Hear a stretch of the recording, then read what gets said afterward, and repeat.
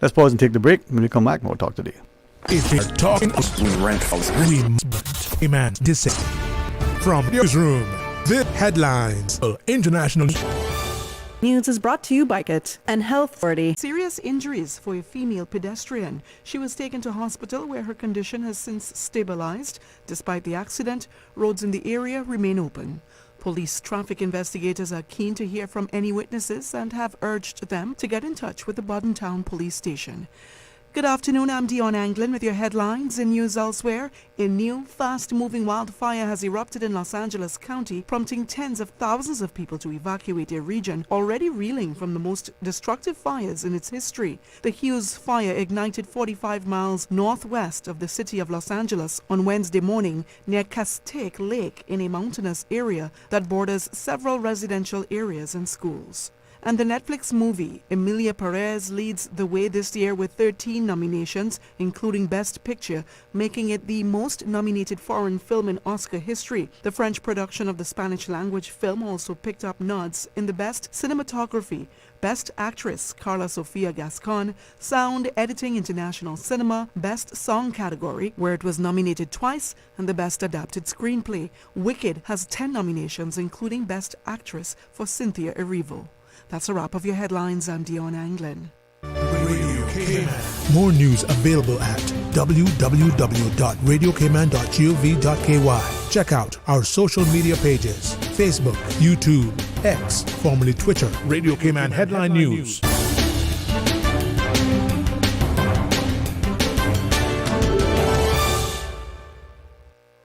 Looking for fresh, healthy food that's full of flavor? Then you've got to visit Kirk Market. Our dishes are made with fresh, high-quality ingredients. Enjoy vibrant mixed greens or satisfying pasta salads. Or try one of our delicious grill options like blackened chicken, spicy beef steak, or grilled salmon. Looking for something light and flavorful? We've got sushi rolls and poke bowls prepared daily. And don't forget to explore a hot bar or Billy Fresh salad at the salad bar. Stop by Kirk Market today for breakfast, lunch, or dinner and taste the difference. Eat well, live well with Kirk Market.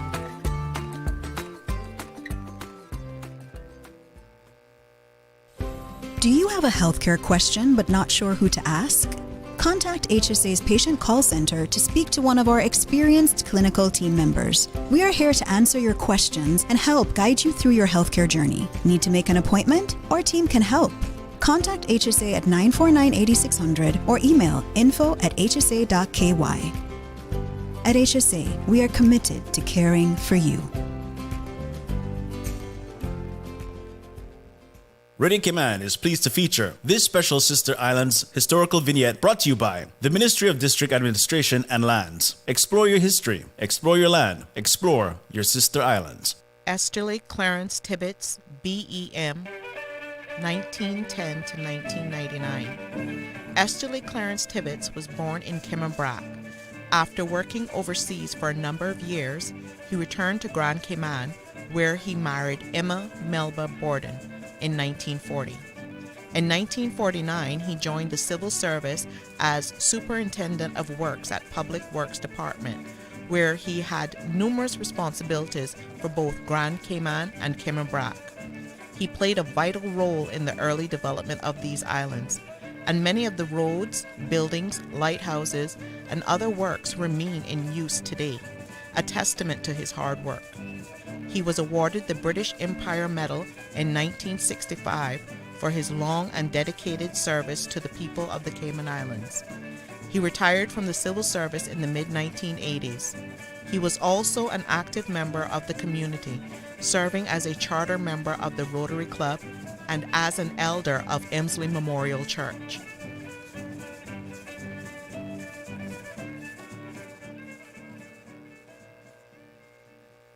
Radio Cayman is pleased to feature this special Sister Islands historical vignette brought to you by the Ministry of District Administration and Lands. Explore your history, explore your land, explore your Sister Islands. Explore your history, explore your land. Explore your sister islands, the ultimate staycation experience. Your culture, your freedom, the land that time forgot isn't gone. It's your sister islands. Discover all that our sister islands have to offer. Radio Cayman's Talk Today.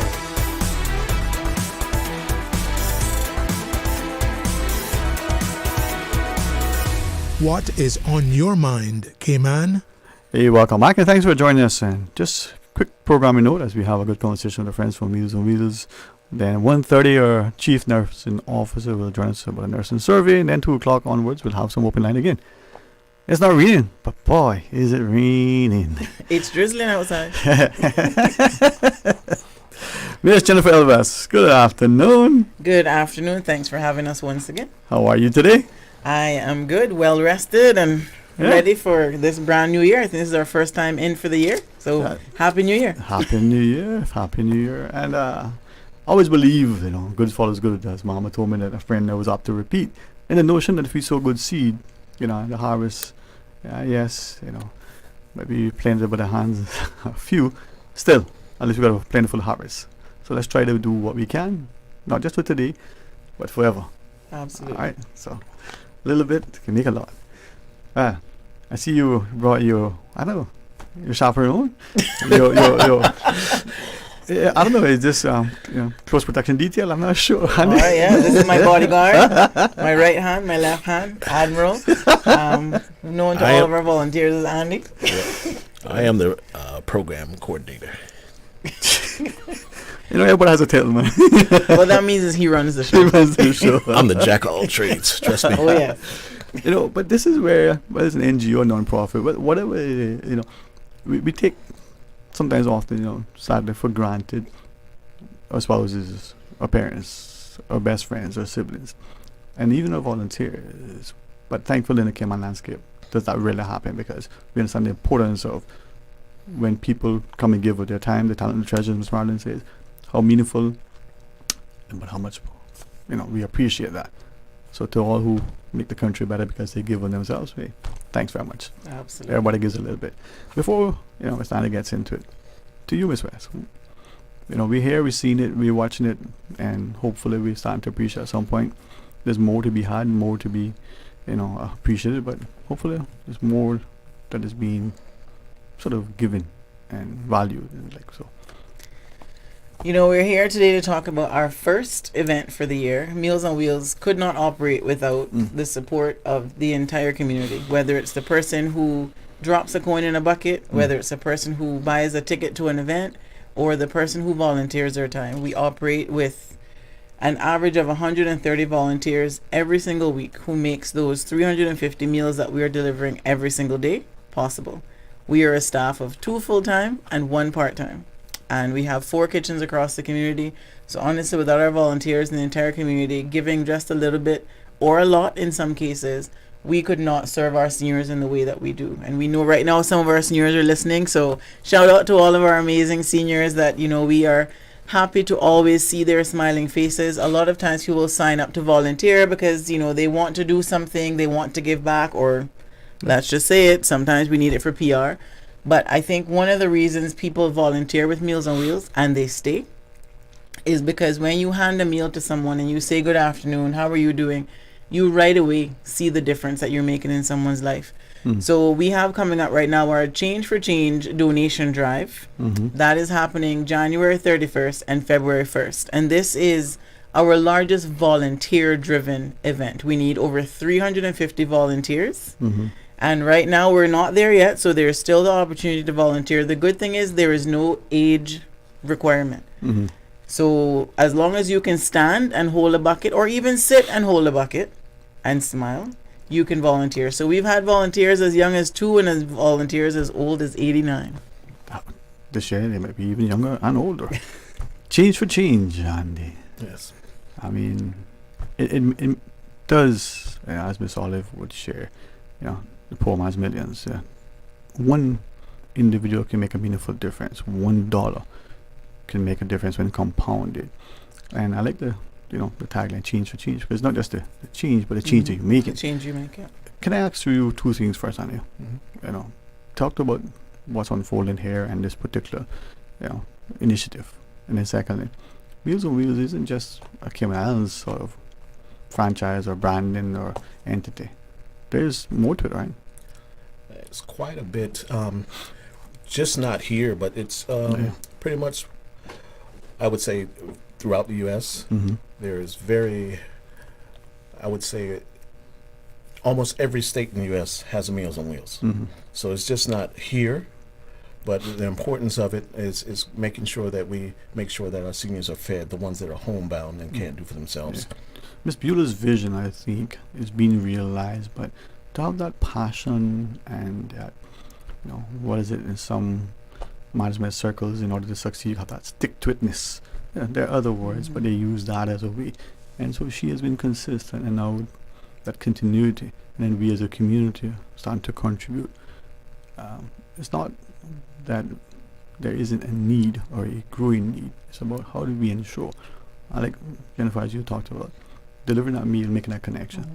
Sometimes for some people, that's probably the only contact they get for that's that. the only knock on the door. That's the only person who comes to visit. For some of our seniors, the volunteer that they look forward to seeing today, tomorrow, they wait. They sit by the window and they wait. So if our volunteers are running late, so we need to find a special lane for our volunteers to drive in, because if our volunteers are running late to deliver a meal, our seniors are calling, hey, is somebody bringing my meal today? They really look forward, yes, to the meal, but they really look forward to that connection, that how are you today, that check-in.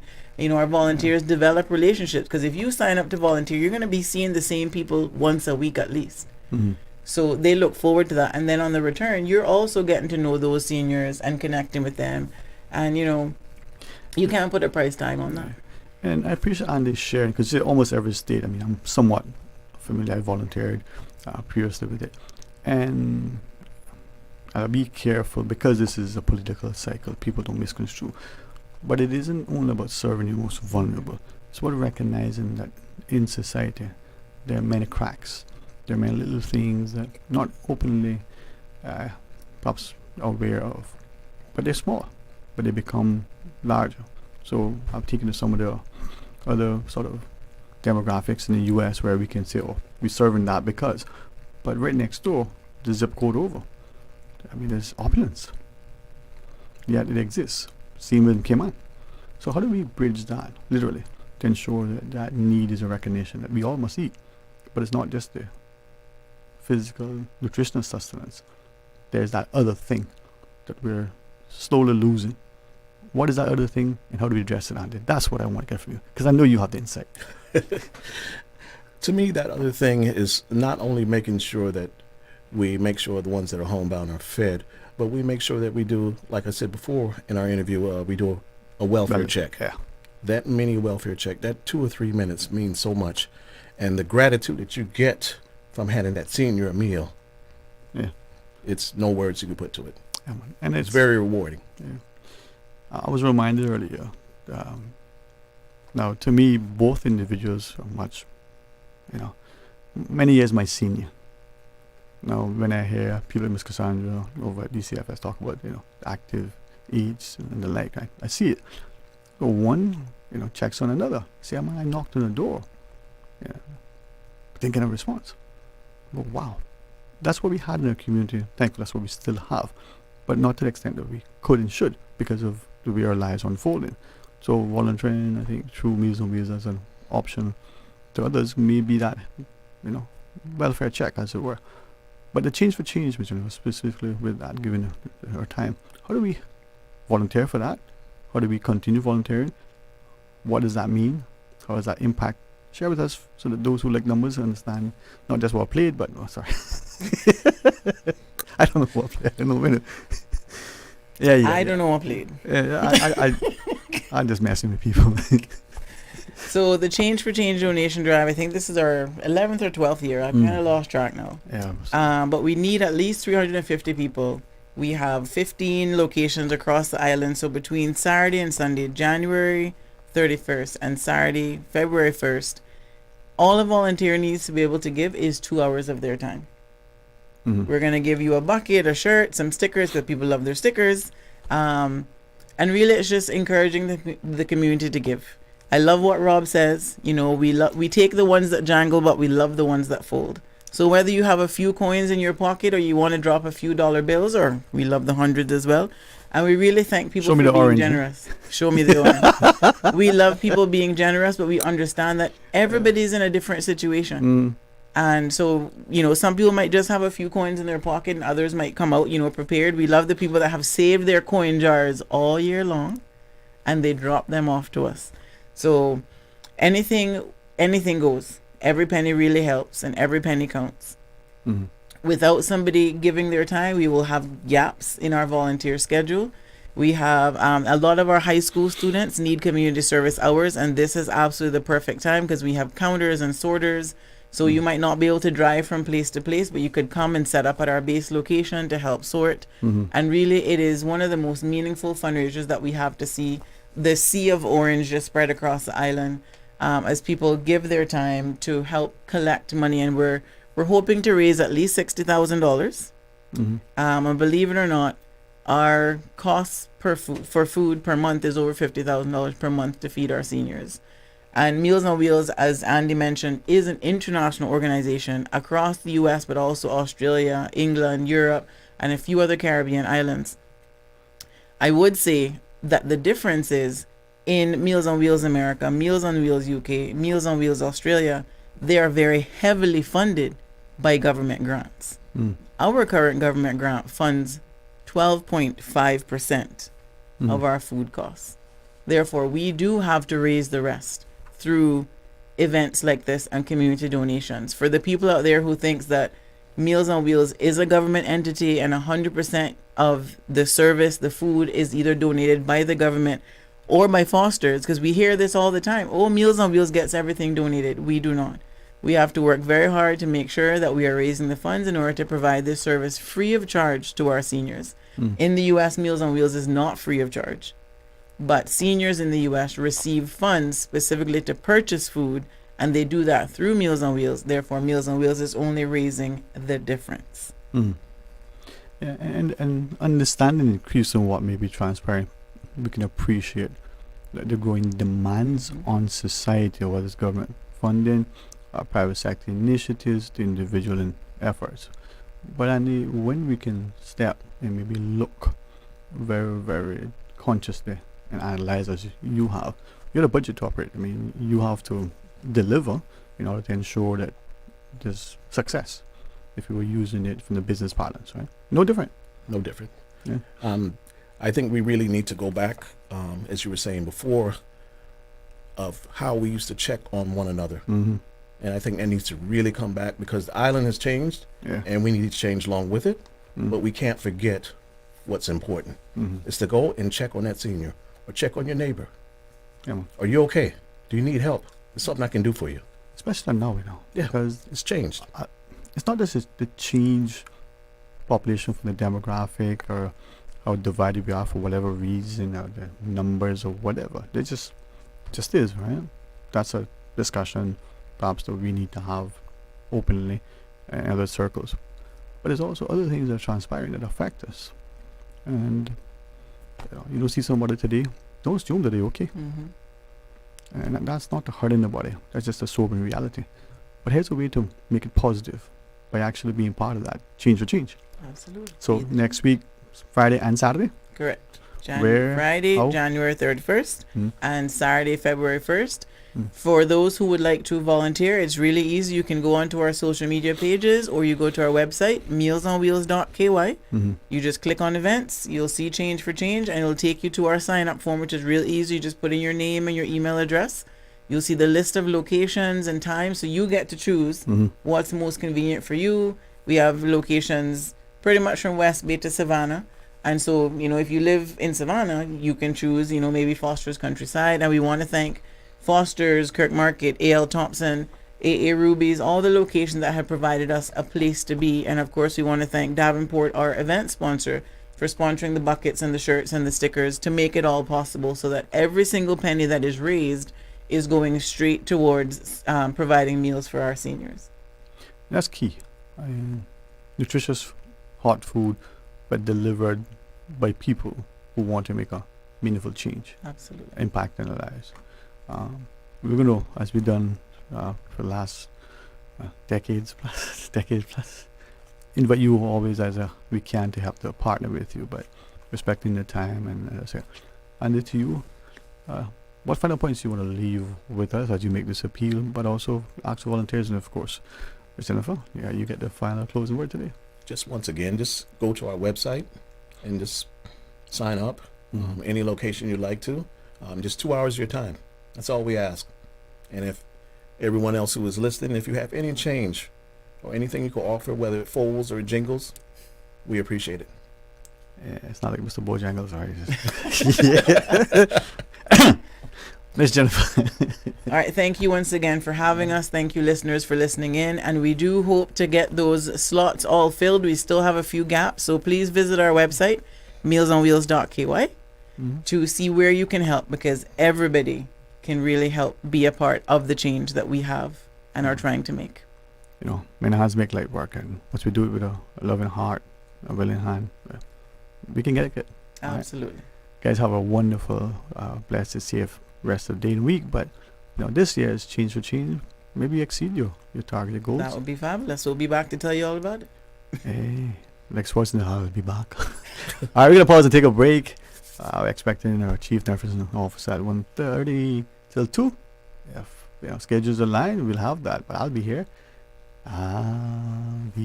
So stay tuned. We'll talk today. It's me again, that old girl, traveling everywhere with Cayman Airways. This time, I go in direct to Tampa because Tampa airfares are on sale. It's been a long time and I seen Cousin Sally up in Tampa or Uncle Joe in Orlando, but I'm not sitting in the Orlando airport traffic. No, sir. If you go in Orlando, Cayman Airways via Tampa, still the best way to go. You can even book a car rental through them, And I know one thing, I'm racking up all the Sir Turtle rewards miles I can get for even more trips this year. For travel now through April 15th, call 949-2311 or visit CaymanAirways.com to catch your Tampa seats on sale now through January 27th. Stay cyber secure with Cayman National. Here are a few tips that will benefit you. Ensure to log out completely when you finish any online banking activities. Be aware of phishing attempts and only click links from trusted sources that are sent from your device through emails and messages. Remember, Cayman National will never ask you for your credentials. If you suspect a fraud attempt or that your account has been compromised, please immediately contact our customer support team at 949-8300. Did you know that Doctors Hospital provides urgent care services 24 hours a day, 7 days a week? And Doctors Hospital's urgent care physicians have access to the most advanced MRI and CT imaging in the Caribbean, providing reliable diagnostics when you need it most. When you need quality urgent care for an illness or injury, Doctors Hospital is here for you 24/7. Whether it's a migraine, chest or abdominal pain, shortness of breath, broken bones, or another urgent need, Doctors Hospital at the top of Walker's Road. Urgent care right now. The offices of dermatologist Dr. Wayne Porter will be taking appointments January 27th to February 1st at his Crew Road Clinic. Appointment slots are limited whether you're seeking advanced skincare, Botox, filler, cosmetic skin enhancements, or simply looking to reduce wrinkles. Dr. Wayne Porter offers a full-service dermatology and dermatological surgery practice. For more information, email Dr. Porter Kman at gmail.com. That's drporterkman@gmail.com. Call 946-9020 to book your appointment today. That's 946-9020. Now, more than ever, supporting your immune system is crucial to helping your body fight off illnesses like the common cold, the flu, and COVID-19.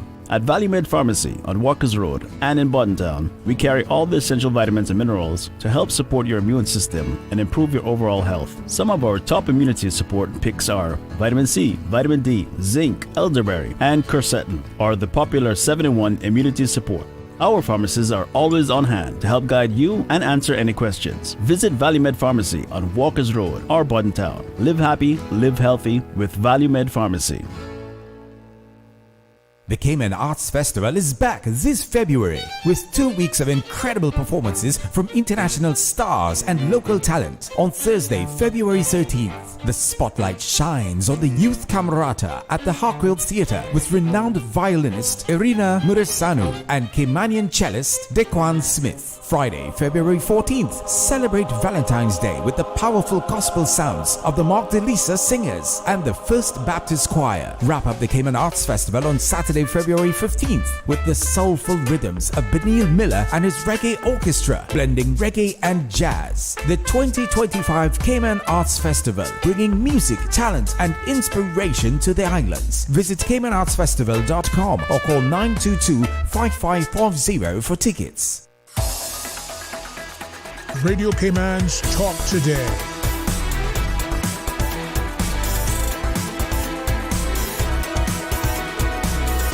What is on your mind, Cayman? Hey, welcome back and thanks very much. And as we honored to welcome our Chief Nursing Officer to our studio, I want to say first a special thanks to all who volunteer earnestly and sincerely. We would love to uplift our community, and if you can be part of the Change for Change Meals on Wheels, please. I like what they say, what is it, jingles or fools, Miss Felicia, how are you, ma? I am blessed, and you? Beyond measure.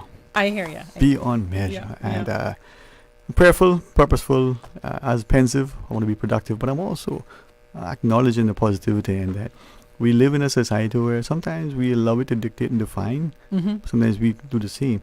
But as long as we can employ sensibility and sensitivity to what we do, we should see successful outcomes.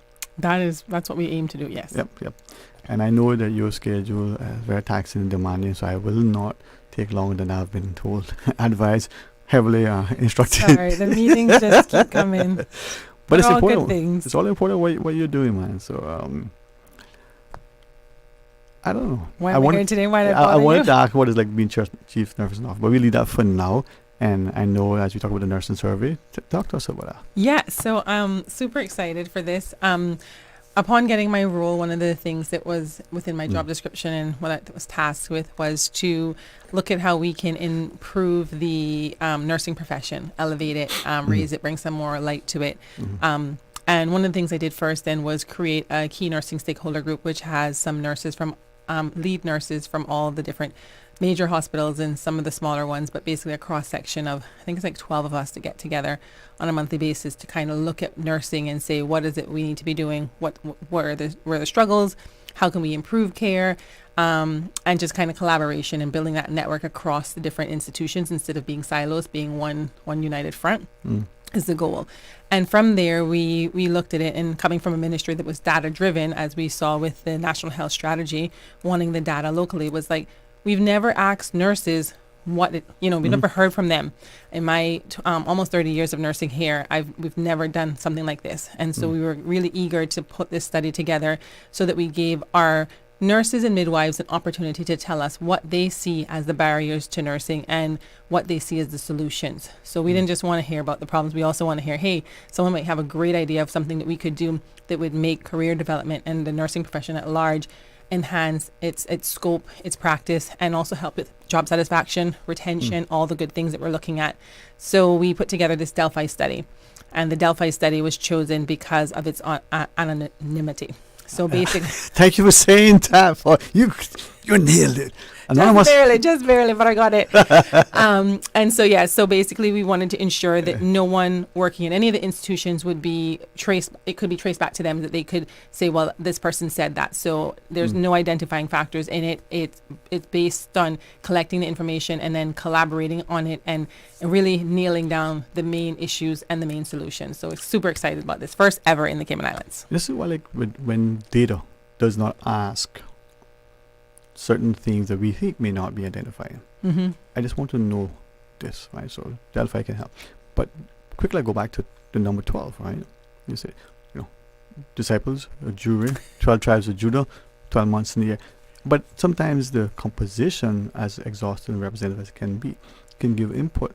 And many times in committees we want an odd number, yet we have a jury of 12.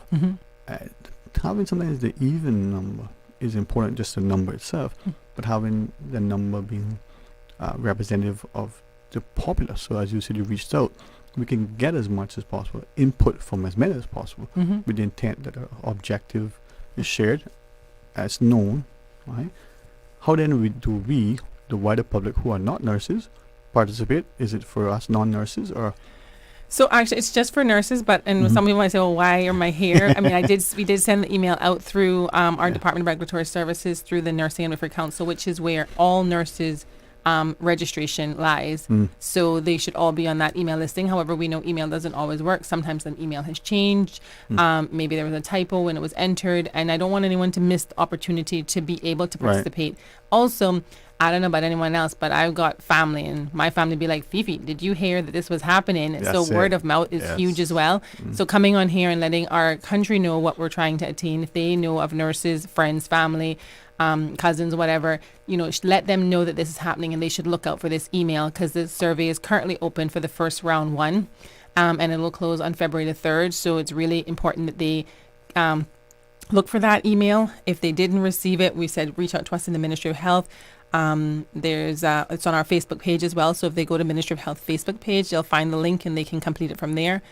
So basically just trying to get the word out is the goal of this session to people. Even if they're not a nurse and they know a nurse, be like, hey, did you complete that? Because this is your opportunity to have your voice heard, to be a part of change, to be a part of improvements, to really make the nursing profession what we want it to be here, to allow for not only ourselves but future generations. Yeah, and February 3rd is Monday, hence not this Monday, Correct. The one following. This Correct. Monday is a holiday, it's the one following. Correct. So nurses, not caregivers. Not caregivers, not this one. We will get there. But nurses, and all nurses supposedly should be registered with the Nursery and Midwifery. DRS is supposed to be regulating the like. Yes. So we who may have people in our homes taking care of our family members, we can say to them, are you aware of this and participating? If they're a registered nurse, because some of the caregivers are home health aides, nursing assistant caregivers, so they would not qualify for this particular study.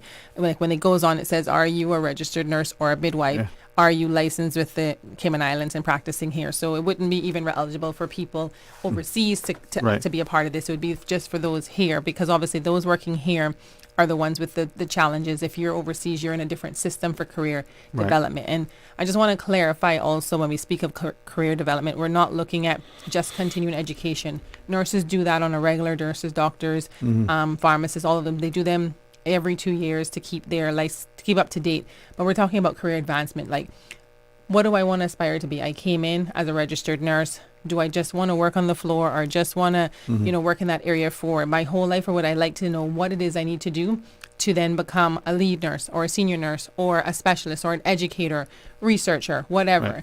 And it's trying to find out what are the barriers that makes you really want to advance within that profession. And hopefully then the solution, so we can look at trying to target that.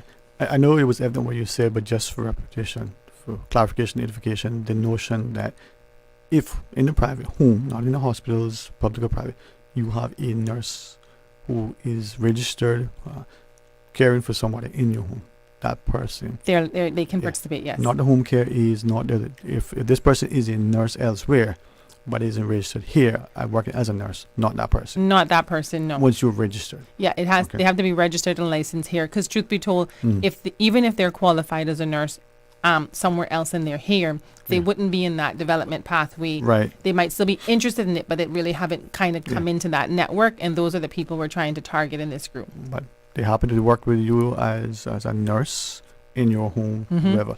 And hopefully, from this study and the when we get all the information back in, the plans that we put in place will be something that would allow people like that to know what is it that I would need to do to bring my profession, get it licensed here, and then help me to work my way up the ladder here, if that was the case. Or even if you weren't going to stay here, but work up the ladder for 1-2 years and then maybe go wherever else they wanted to go. But most times in all of us, we don't want to, we don't aspire to stay the laundry person for the whole time. We want to be the laundry person, and we want to find out how to be that manager. We want to find out if we want to switch, what do we need to do to be in that line? Because remember, nursing is very vast. You have travel nursing, you have forensic nursing, you have education, you have school nurse, you have public health. The sky is the limit as to insurance. Nurses work in insurance companies. So what does that look like to develop my career so that I can be all that I want to be, so I can be happy in my job. I can earn what I need to earn for my family. I can continue to develop myself. And that's what we're looking at the nurses here to tell us, what do they feel are the barriers and what are some ways we can solve it. With friends and family who are nurses, for those who have decided that they want to be a nurse practitioner, for instance, in education, but there are some who have my interpretation transition to the corporate world. They bring in their nursing skill set. They're working with an entity, insurance, healthcare, whatever. But that nursing training, that knowledge, they can interact with others. That's helping. They're not in nurse as we see them, in a hospital doing the vitals and triage and all that stuff. But they're still a nurse that is now found a niche. No, for sure. And that's why I tell people, truth be told, I think nursing is one of the best professions. Nursing taught me how to public speak because you were delivering information to others. So, even just talking with families, you've got to learn how to be comfortable sharing news and information with people. Nursing taught me to look beyond the situation. So when I see a situation, I'm analyzing from day one, what am I going to do with that information? And so I feel like it made me versatile to do many things. And that's the beauty within it. And then likewise, you can go into so many different professions from nurses, from being a nurse. And like you said, they can advance to nurse practitioner. Some nurses decide to go get their doctorate. Some decide to become doctors. But what does that pathway look like if I wanted to ascertain to get there one day? What does that look like? And that's what we're really hoping to gather, where people are here, what they're looking for, and how we can help them to do that. All right. Our Chief Nursing Officer, Ms. Felicia McLean, joins us. We have a break to take. You want to stay until just before 2 and then come back and tell us a little bit more about it? We can ask you about what the questions of the nurses who fill the survey and where to fill it out and all those things. That sounds perfect. All right, then 2 o'clock, we take the news. We have a gift certificate, $20 from our friends over at Treats. Nice. We have a question to ask. We're going to give it to somebody. Nice. I might give it when they come back. I might give it after 2. You won't know until you stay tuned. Join me after. Did you know ordering your favorite sandwich from Subway just got easier? Yeah, picture this. No more waiting in line. No more fussing with cash. Just a delicious taste of Subway at your fingertips. With our new app, ordering your go-to sub is as easy as a few taps on your phone. Plus, receive exclusive deals and earn loyalty points with every purchase made on the app. Download the new Subway app today and get ready to ditch the lines and drive straight into your flavor. Visit the App Store or Google Play Store on your mobile phone and search for Subway Cayman Islands. Subway. Eat fresh. Stay cyber secure with Cayman National. Here are a few tips that will benefit you. Ensure to log out completely when you finish any online banking activities. Be aware of phishing attempts and only click links from trusted sources that are sent from your device through emails and messages. Remember, Cayman National will never ask you for your credentials. If you suspect a fraud attempt or that your account has been compromised, please immediately contact our customer support team at 949-8300. It's me again, that old girl, traveling everywhere with Cayman Airways. This time, I go in direct to Tampa because Tampa airfares are on sale. It's been a long time and I seen Cousin Sally up in Tampa or Uncle Joe in Orlando, but I'm not sitting in the Orlando airport traffic, no sir. If you go in Orlando, Cayman Airways via Tampa, still the best way to go. You can even book a car rental through them, And I know one thing, I'm racking up all the Sir Turtle rewards miles I can get for even more trips this year. For travel now through April 15th, call 949-2311 or visit CaymanAirways.com to catch your Tampa seats on sale now through January 27th. Freedom, Cayman Brack. Freedom, Little Cayman. Soft breezes, blue waters, no traffic. Unwind and rejuvenate your mind, body, and soul.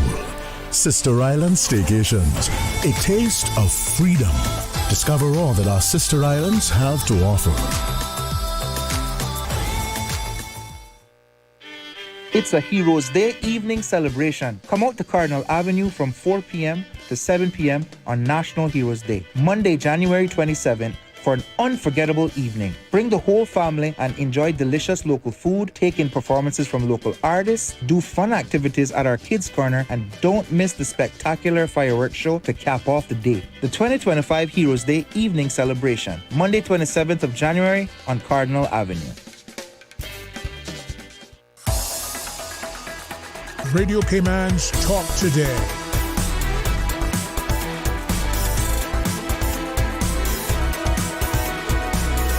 What is on your mind, Cayman?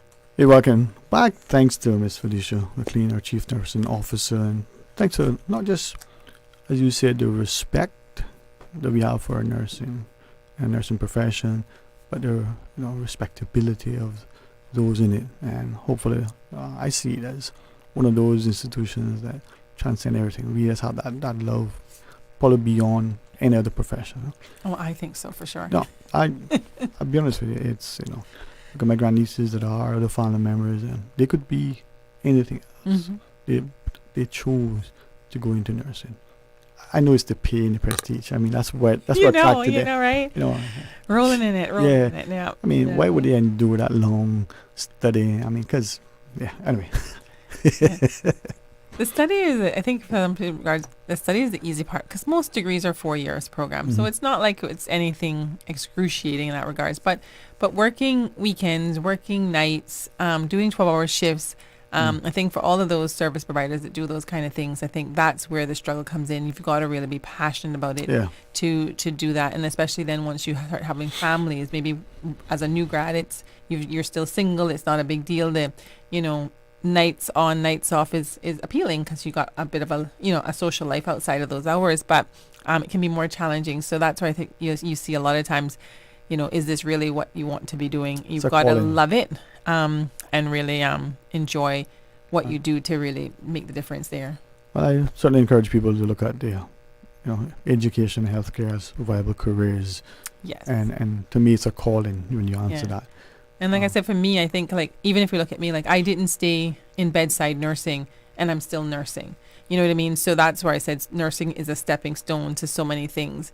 And I know nurses who've gone on to be lawyers and then they, medical, legal kind of advice in that regard. So it just adds to what it is. It's a stepping stone to so much more. And you don't have to stay in bedside nursing on shift work.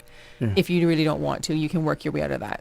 And I appreciate you emphasizing that, like anything, it's a 4-year degree, but when I say the study, I don't mean just academic, because sitting and passing an exam, I know people who can read, research, and regurgitate, but they don't learn not. When you have that practical, not just your practicum, you have that, that experience. Yes. You understand how to navigate people from the patient to the physician. Yeah.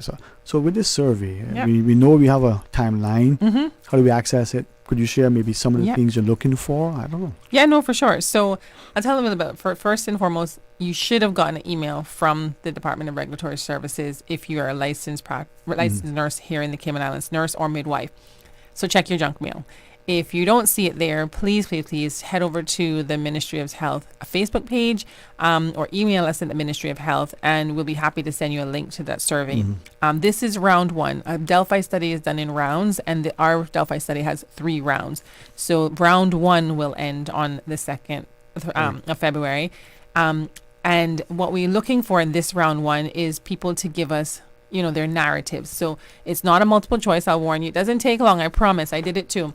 But it's kind of you telling me, maybe I can't afford to pursue a secondary degree or a master's or a learning program because I don't have the funding, or because my employers don't give us the time off, or maybe I don't know what I need to do next to be able to change from a registered nurse to a manager to advanced practice nurse to a director of nursing. What does that look like? We're not quite sure what people's barriers are to looking at enhancing their education, but we're hoping that they'll tell us. So it's a narrative of give us 5 things that you think are barriers to it. It could be family life. It could be I can't study and go to school. Maybe a stipend is needed to allow for you to study and work at the same time so you can still, or maybe it's just more study leave to allow you the time off while still being paid to do it. So what are those barriers? And then tell us what you think the solutions are as well. Because I don't want to assume that, if I just, got everyone to give more study leave, that's enough. Maybe that isn't really what it is. Maybe you can juggle studying and work, but you needed something else or you weren't sure. So in that, we're asking that round. So this round 1 is the narratives, what you think it is. Then our team behind the scenes that are hosting the study for us or doing the study, they'll put all those responses together and then kind of just list them in there. And then we're going to ask them in round 2 to rate them 1 out of 20. What do you think is the biggest problem? And what do you think is the least problem? And what is the biggest solution? And what's the least solution? And then we do that again in round 3, where we narrow it yet again based on what we get back in to say, okay, now rate the top 5. That'll give the nursing leadership group some real information to say where should we be targeting our resources, what should we be doing within our organizations, and as a country at large. And it'll also help as we continue to develop out policies and procedures through our Nursing Midwifery Council as to how our nursing development happens in that profession. So it's going to be a really useful tool, but we need everyone or as many people to participate because we want it to really be a valid study. If we only get a couple of people completing it, then while we may have consensus of a small, it won't necessarily mean that this is really what the issues are. So we're hoping and praying that everyone or as many people as possible will take the 5 minutes to fill it out now before the 2nd of February.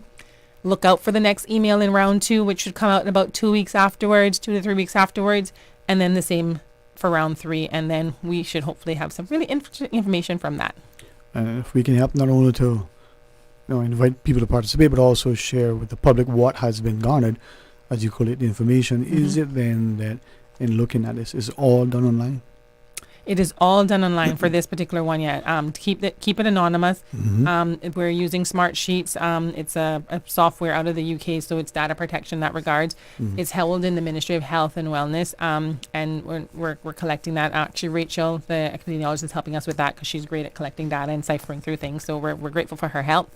And then it's all electronic. So they just sit it. Now, some people said, I've heard they had issues trying to get on it with their smartphone. I didn't, but that doesn't mean some people aren't. So if you can't seem to open it up on your smartphone, just open it up on a computer. It seems to work from the computer very well, always.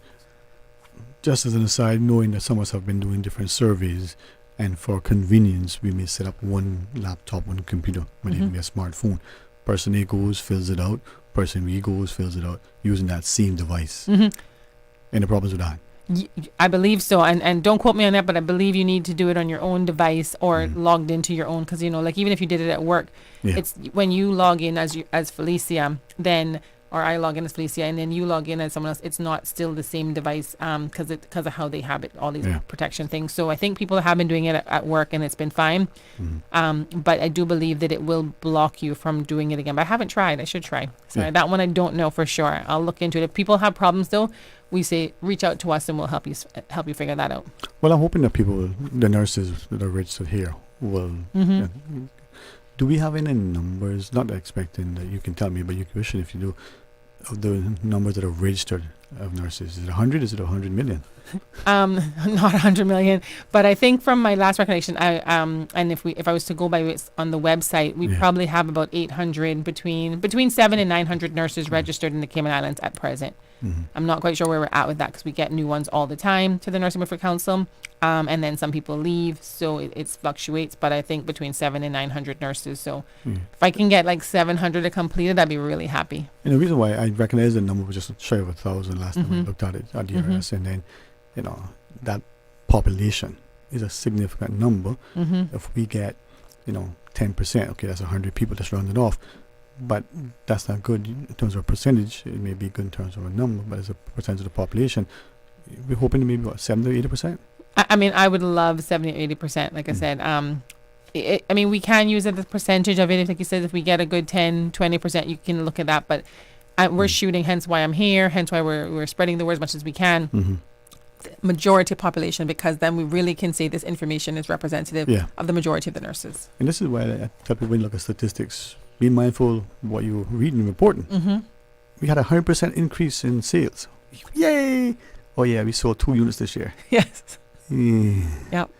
Right, and that, which one do you want? Right. So I want the 700. I want like the 700 or that 900. That's the number I'm shooting for. Would be great. I think we're still pretty low. We're in the hundreds of people that have done it so far. It's been open for a week plus. So hopefully these sessions will help. So like I said, if anyone has friends, family, whatever, WhatsApp them, say, hey, I hear there's a nursing study. They were asking to make sure you guys go on and complete it. Please let them know it's there to go take the time and complete it because we really need that support. We always look for something that may be a justification for not doing. The end of January, holidays coming up, some people might be traveling for some reason.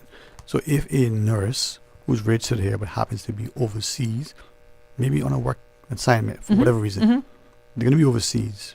Can they still? They can still, if they get that link before the 3rd and complete it, as long as they're registered and working here in the Cayman Islands, they are eligible to complete it. The reason why I was asking is just thinking maybe not, but I know someone who is expected because of work to travel. Right. The IP address will probably... No, we're not going to look at that. Okay. Yeah, no. So how then do we... They can still complete it as long as they're licensed and working here. We're not, I don't think we're not screening IP addresses. So we're Nurse just... John, who's overseas, is registered here, but Nurse John said, oh, you know what? I can feel that I'm not there. How do we know, how, in a sense, that person... I think from there, it's the truth. It's an honesty thing. I can't swear that we're going to... Because like I said, it's an anonymous study. And we did try just sending it out first through the registrar, but even within our nursing 12, this key stakeholder group, 4 of us didn't get the email and the others did. So we know not everyone is on there, even though we're all licensed and practicing here. So that's why we've opened up how we share the link, which means there will be a bit of, possibility. But I don't think too many people are killing to answer these questions, truth be told, Sterling, if they're not nurses. And the reason why I reference that is that it comes back to the integrity that nurses have and we have within the nursing profession. But as remote as that is, it comes back to the honor system. So very few of us would jump on to do a survey. I mean, if there's, I'd be surprised if they're so inclined to be like, this is what the nurses need to do to further their education and to continue to develop their careers. They've got to really have a keen interest in that. So not too worried about it. But they could be in another country, but they must be licensed and they actually must be working here. So they could be on vacation, they could be on a work assignment, but they've actually got to be working here in the Cayman Islands. That's what we're hoping for. That those are the people who are answering the questions. All right. Thank you for coming on. Please, at any point, any topic, but this in particular, you have a welcome. Awesome. Thank you so much for taking the time to do that and just keep spreading the word. So I spreading the news. I'll leave you in today. Thank you very much, our Chief Nursing Officer. Have a wonderful rest of the afternoon, all right? Thanks, you too. We're going to pause and take a break, and when we come back, what did we say we have for you? Well, 2 tickets. Tuned. 2 tickets. Jump tickets? We have a $25 gift certificate from $25. Treats. There you go. Well, don't forget about that one. All right. So we're going to give that to somebody before the program's over. Stay tuned for Talk Today. Information, entertainment, inspiration. Covering Grand Cayman, Little Cayman, Cayman Brac. Since 1976 till now. Radio Cayman in the Cayman Islands. From Radio Cayman's newsroom, this is Headlines. The Headline News is brought to you by Kirk Market. The National Roads Authority will host its second public meeting on the draft statement for the long-awaited East-West Arterial Expansion Environment Impact Assessment. If you can't attend in person, you'll be able to watch online on the NRA's Facebook page. The presentation starts at 7:30 p.m. with questions beginning at 8.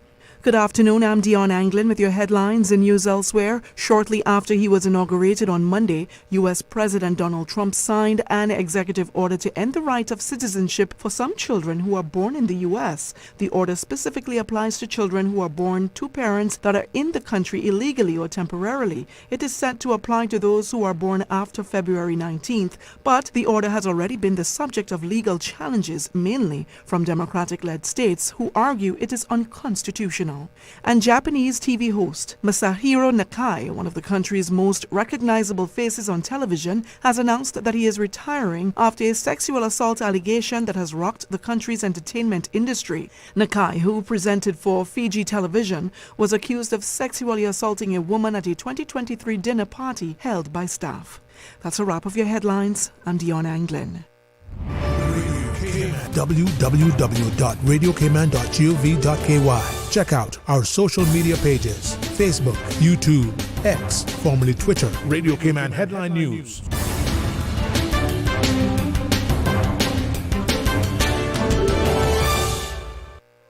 Looking for fresh, healthy food that's full of flavor?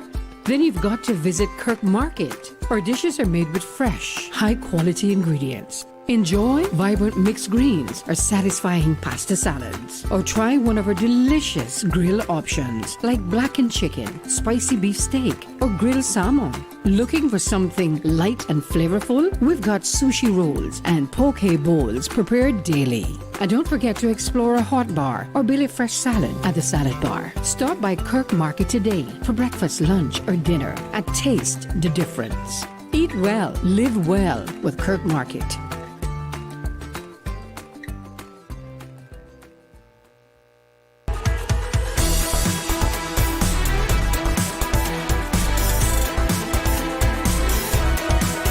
Radio Cayman Talk Today continues. Hey, welcome back. Thank you very much. And as the Chief Nursing Officer, Ms. Felicia McLean, shared just then, if you are a nurse registered and working in the Cayman Islands, they have a nursing survey. Log on and look out for the email. Any questions? Call the Ministry of Health and Wellness. Complete it so they can help us understand as nurses. Where and when, how, and what we can do to make it that much better. Well, it's open line. 949-8037, 949-6990. Toll free to compliments of Flow at 1-800-534-8255. You can WhatsApp call 925-3261. And tomorrow's programming, Attorney at Law James Samuel Jackson. Samuel Jackson will be your guest. Looking forward to that as I prepare for that discussion. Invite you to be part of it, of course. The day always starts out better when you join Mr. Art for the record, and that's on tomorrow. In partnership with our friends over at Treats, we have a $25 gift certificate we're going to give to one of our listeners. We're going to ask a question, you can answer it correctly, and you'll get the gift certificate. Let's take this next call, though. Hey, welcome. Thanks for calling. Hi, Dwayne. It's me again. I was waiting to have. Yeah, thank you. Thank you, too, for doing that and for listening and sharing. It's always good to engage with you, others as well, but you in particular. Okay. Yes, thank you. So I wanted to get back to what I originally called for. I was going to touch on Mr. Brown talking about the marijuana. Mm-hmm. And so I'm hoping. First, I want to say that I support decriminalizing of small percentage of what I call personal use, right? Mm-hmm. And that could be defined in numerous ways, depends on who wants to use it personally. But I do support that. I also support that decriminalization does not apply to importation of anything like that, right? Okay. I support decriminalization in small amounts of personal use out of the public eye. So if someone wants to consume in a private property or wherever they are, not in a public place, or I don't support driving and smoking and that sort of thing. Simply, I have a number of reasons. But my first and foremost, is that because I've seen too many Caymanians, especially our younger Caymanians, not only males but some females, acquire criminal records for small portions of marijuana consumption and possession, right? And those records, because of the present tariffs of the law and the present Spent Conviction Act, those records, because I think that needs modernizing too. But first they have to do this in order to update the spent convictions that could correspond with the potential decriminalization. But I have seen where that has ruined so many young people's lives, just having that record, simply because of whatever they deemed a justifiable reason to be smoking personal use of marijuana. I can't say what their justifications are, but I support that the decriminalization for that number one reason, because I want to see that this does not spoil our young people's lives. I mean, the other thing I think too is because we have a lot of young people here, and a lot of people, period, that are on medical marijuana use. We have persons that are on the use of prescribed medications. And I have seen firsthand, I'm not an expert, but I've seen firsthand where marijuana has calmed people's personalities. It has helped people learn how to focus and be more productive citizens. Even those on prescribed medications that we know have many detrimental side effects as time progresses. I have seen where it has helped students who are ADD, ADHD diagnosed. Sorry about that. And I've seen other benefits of it, and I want to compare it. I heard you talking to Mr. Brown. I want to compare it to say, for example, alcohol, right? We're going to use that comparison. I have seen personally over my periods of years with persons close and unknown, where alcohol has caused a more negative effect in their lives than if they were just, say, for instance, smoking marijuana. I've seen people smoke marijuana and then drink alcohol, and it still has a negative effect. Now, this is a topic that we've discussed for years, and more so for the last few years as they're hoping to put it on the referendum.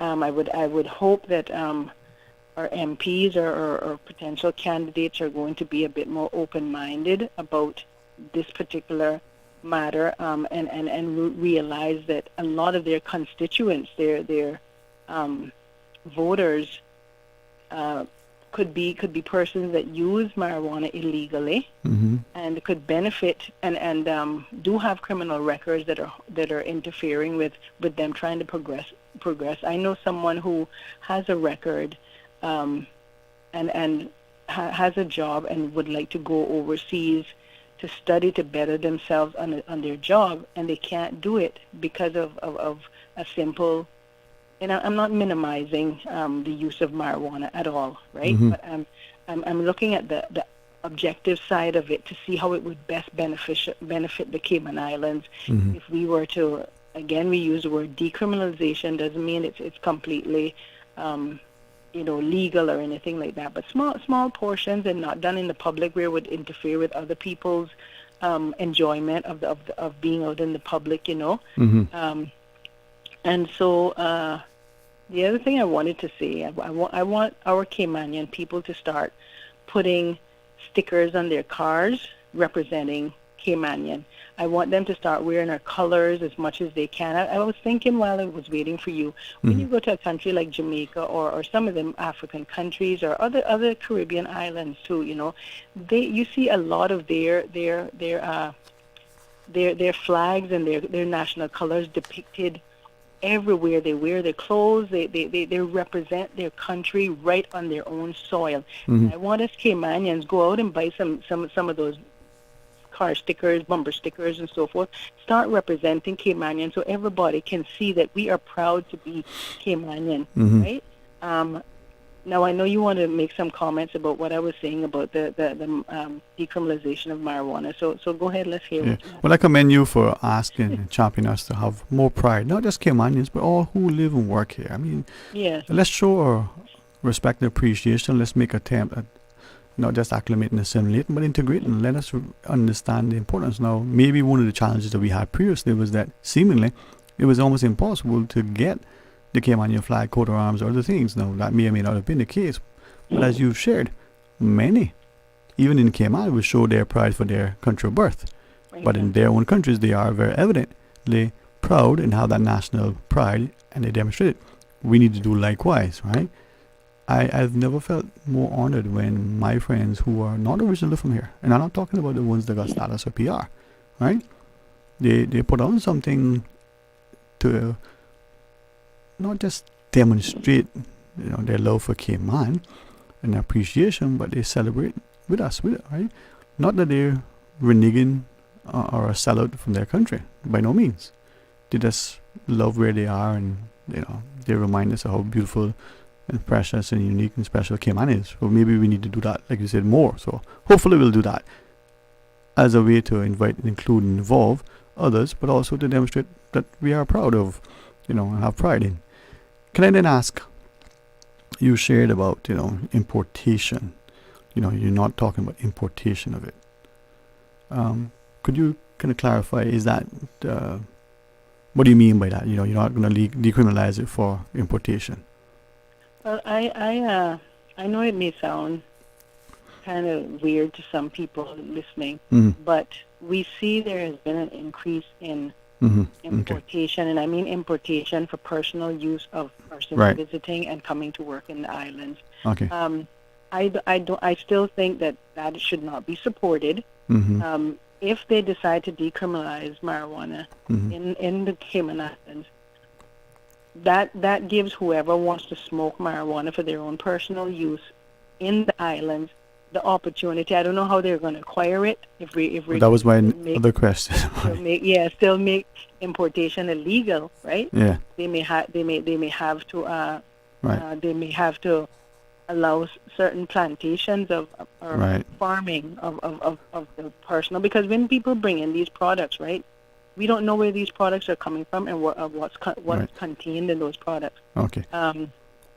But I know it's kind of weird, but I'm sure legislatures would figure it out. Well, you got confidence too. Yeah. Huh? You got confidence too. Well, I mean, I'm here available if they want me to help pitch it in. But I still think we still need to protect our borders and say we're not going to allow importation of any type of drugs in certain capacity. Well, I appreciate you explaining and clarifying, which is what we expected that would be, but just to make sure.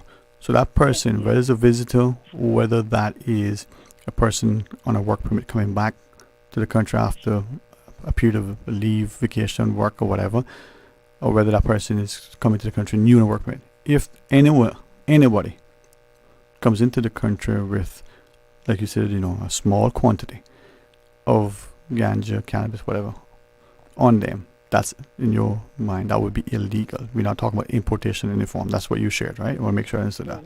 Right, yeah. Okay, so then you also answered, my other question is, how do we ensure that if it's, able to be consumed here, how do we get it? You said, well, maybe some sort of plantation, some sort of farm, some sort of growth strategy for it here, right? Right, because we could even have, I don't know how anyone might think about this, but I've thought about it for a while. We could even have, marijuana is what it's labeled as in the law. We know that.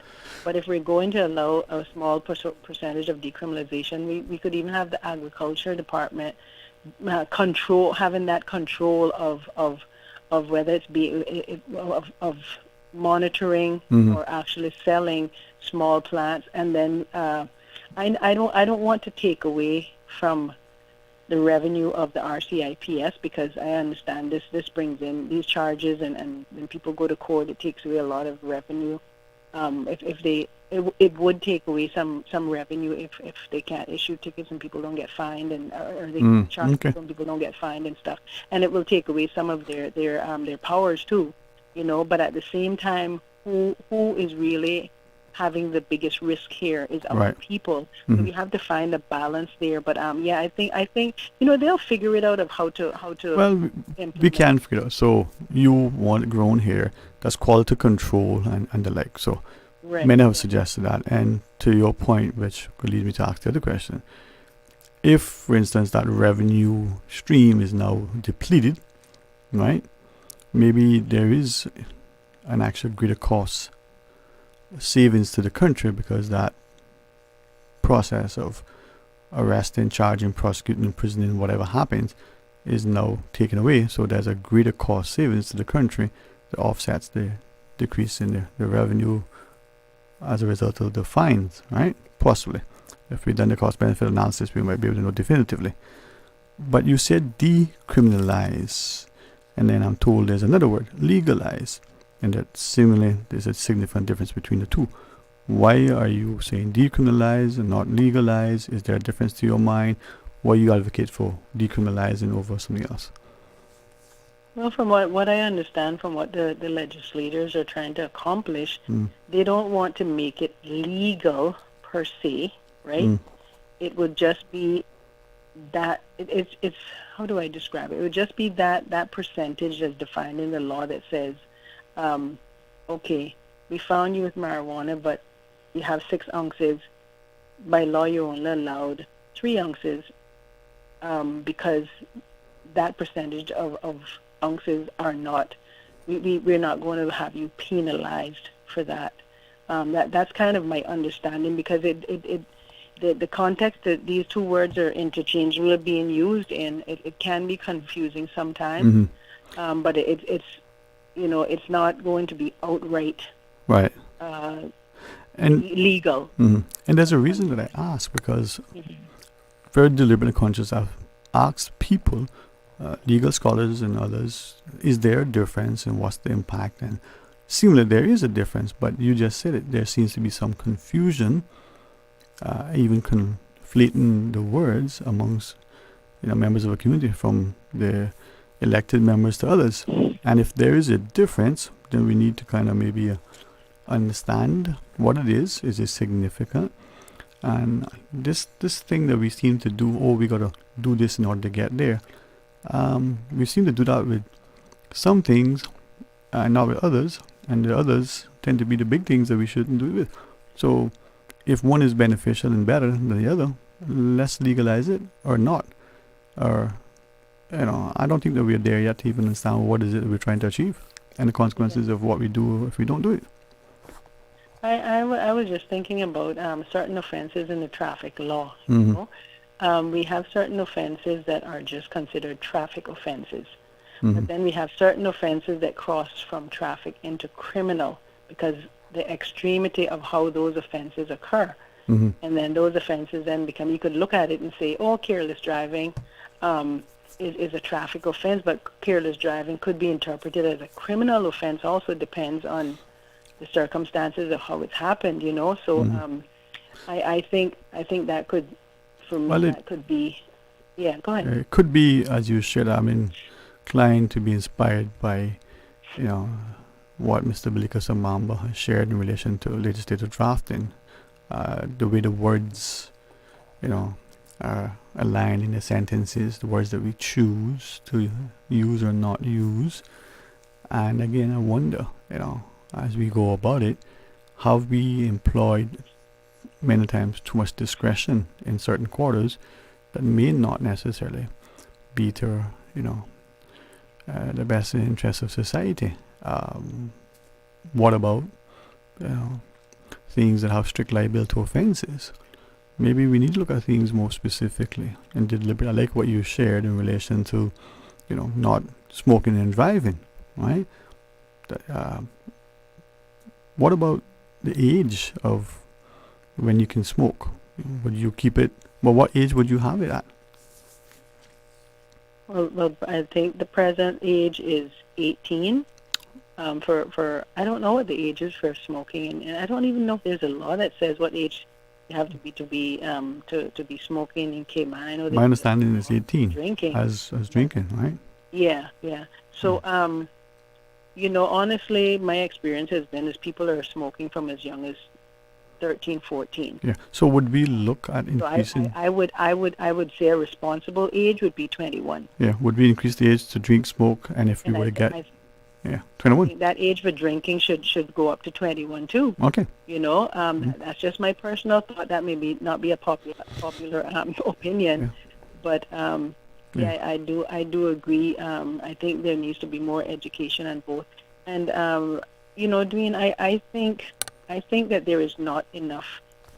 There's not enough attention given to social issues here in the Cayman Islands, and social issues for me has always taken the back burner compared to other issues that are prime concerns right now.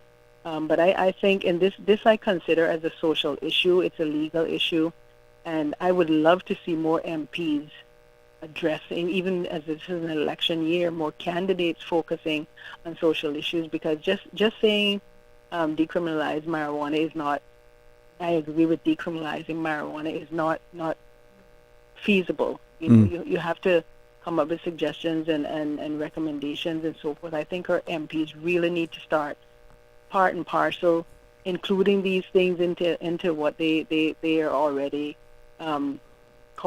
already assigned to do in their portfolios, because it's happening around the island, But here's one of the challenges, though. Maybe too many times from the politically elected to the political aspirant. and the wider populace. Maybe we're too political expedient. We're just saying things because they're good sound bites. We're saying it without really, doing anything. And we're not even serious and sincere about what we're doing. We're just trying to, look good in the moment. But anyway, we got a final break. Before we go, you want to share one final thing? If not, the other thing I think we really need more. We really need another one or two ministers. I think for the amount of ministries that we have, that could change with the new government, because they're always shuffling ministries and recreating new ones. So you want to increase the number of elected people from 19 to 21? Well, I mean, it could be 20, because the electoral commission that we're doing the boundary research survey there. Yeah. See, I would go the other way. You see, I would decrease it from 19 to probably 11 or 13, and then develop the district councils to a larger number. I mean, I think we got too many now, but that's just me, right? I don't know what the district councils would do, so maybe I need to do more research on that. But give you some thoughts. When you look at the one quick minute, when you look at the ministries that they have, I mean, some of them have 2 or 3 ministries, and they're huge ministries too because of the responsibilities. I think they should have taken the recommendation of the Boundaries Commission and implement that other boundary, that other district there in Bordentown. So we'd have had Bordentown West, Central, and East, as MP Seymour had recommended, would have been great. But I can't disagree with your reasoning, because I don't know what committees would do and so forth, but that's just from my take right now, and that way collectively more would get addressed, especially social issues, because you have some ministers that have social issues, going with finance and going with tourism and going with other things that really aren't social issues per se, as considered education or gender affairs and that sort of thing. You know what I mean? Yeah, but maybe that's part of the problem, right? We keep shifting it up, shifting the names, shifting the people. Let's have a national strategy. Let's create ministries, or whatever we're going to call them, that have a definitive terminology, and let's keep it that way for consistency. And we don't need more, in terms of at the top. What we need more hands and hearts that are actually willing to work. It's not about the workload not being heavy. We understand that. What I say, the harvest is plenty, but hands are few, right? Expand, and then I wouldn't want to see us have more division by employing more this one man, one vote nonsense. Let's get rid of that foolishness. Let's do that yesterday. Anyway, those are my political statements. Let's see if I can expert. You see Minister Rankin Quicktam and Minister Seymour, they have two ministries that really interchange with each other, culture and heritage, and they could both fall under one ministry. Yeah. But they have so many ministries that it's divvied up, and social issues aren't getting the attention that they need. So, men would say Caymanians are needed, but that's not the elected government. That's the entire country. Yeah. All right. Pete, thanks, right? Thanks again. It's been good. Thanks, Gene. I appreciate it. Bye-bye. All right, final break. When we come back, join us. Accidents and illnesses can strike without warning. Ouch! When it comes to urgent care, every second counts. At Doctors Hospital, we have a dedicated team of experienced doctors and nursing staff available to you 24 hours a day, 7 days a week. Don't waste time in an overcrowded emergency room when you need urgent care. Whether it's a broken bone, a severe infection, or a sudden illness, trust in Doctors Hospital's unwavering dedication to providing the best immediate care. For complete urgent care when you need it the most, choose Doctors Hospital, located in Georgetown, 16 Middle Road. Did you know ordering your favorite sandwich from Subway just got easier?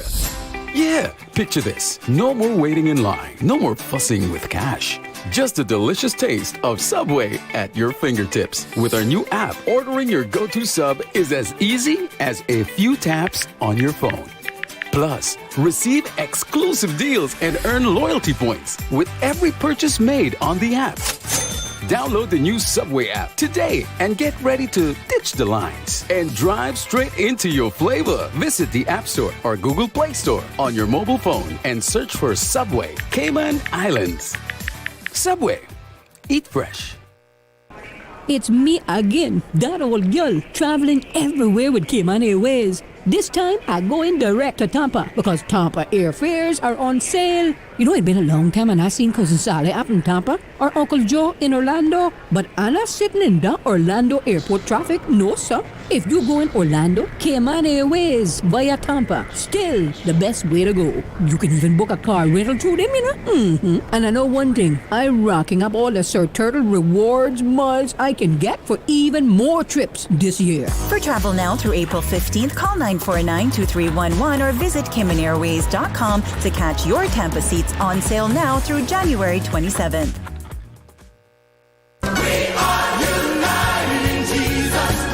You're invited to join the March for Jesus in Cayman Brac on Saturday, the 25th of January, starting at 4 p.m. at the Port Authority and then going down to Watering Place Gardens, followed by the praise and worship concert at the same venue starting at 6 p.m. Together, let's march for Jesus. For more info, visit www.christian.ky and click on the March for Jesus tab. Jesus is our only hope.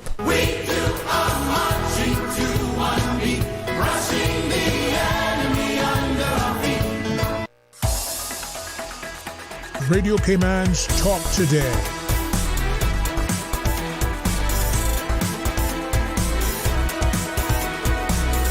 What is on your mind, Cayman? Hey, welcome back. Thank you very much for joining us. And it is our deliberate and direct endeavor to ensure that we encourage and promote a level of dialogue and discourse, so as a people we can start to define and dictate our direction, as opposed to allowing us to be, determined by others whose political expedient sort of motivations, ulterior motives or otherwise, sort of decide where we go. All right. It's not any other than demonstrating that we need to have courage to stand in the gap and to do the right thing at the right time because of the right reason. Now, that may cause many of us to have to suffer the consequences of our actions, but also, would that not be better than to be punished for your inaction? We have a voice. We live in a democracy. Let's ensure that we exercise that with respect and with responsible, sort of pros, but also encourage others to stand because you stand with them, knowing that you're there to support and to nurture. As our parents do for our children, we too should do for our brothers and our sisters. The story says, never forget we are our brother's keeper. Join in tomorrow for the record. Come back for Talk Today after the midday news. Samuel Jackson is our guest. Always a pleasure to be in his company, publicly or privately. To those who will share from their intellect, their life experience, and their, expertise. Looking forward to that conversation. We still have that treats, $25 gift certificate to share with our listeners. You might hear it on one of our shows, not just Talk Today. It's all about showing the love and appreciation, helping to instill that growing sense of entrepreneurship as we support our local economy and keep it flourishing. Thank you all for sharing. Thank you for your prayers. Thank you for your passion. And above all, thank you for your purposefulness. Until tomorrow, be blessed. Talk Today is brought to you by Subway, open 24 hours in Countryside, Anderson Square in Georgetown, and Centennial Towers in West Bay. And by the Ministry of District Administration, explore your history, explore your land, explore your sister islands. And Cayman Airways, call them on 949-2311 to book your nonstop flights to Los Angeles and Panama. And Doctors Hospital, peace of mind is important when life happens. Doctors Hospital, always there for you. Call 949-6066.